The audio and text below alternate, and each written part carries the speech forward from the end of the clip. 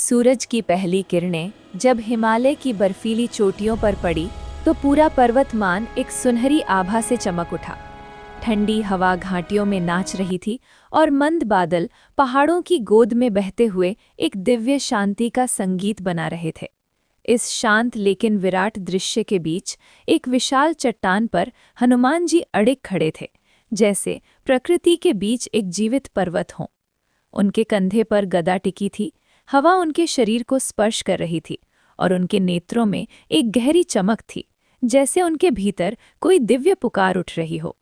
सामने दूर तक फैले हिमालय की ओर देखते हुए उन्हें स्पष्ट महसूस हुआ कि आज उनका मार्ग केदारनाथ की दिशा में है, वही स्थान जहां स्वयं महादेव का निवास है। हनुमान जी ने अपने कदम बढ़ाए और संकरे बर्फीले रास्तों पर आगे बढ़ते गए, कभी घने देवदार वृक्षों के बीच से गुजरते, कभी गहरी खाइयों के किनारे से।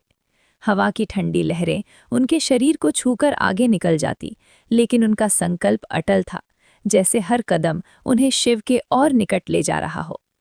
कुछ आगे बढ़ते ही उनका सामना कठिन रास्तों से हुआ।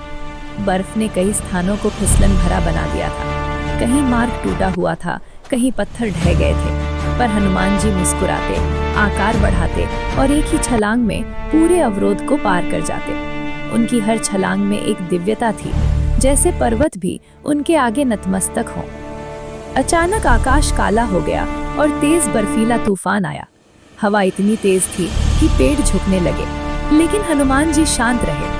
उन्होंने गदा को धरती में गाड़ा और अपनी पूंछ को हल्के से घुमाया। तुरंत उनके चारों ओर एक दिव्य चक्र बन गया, जिसने पूरे तूफान को थाम लिया। बर्फ उनके बाहर घूमती रही, पर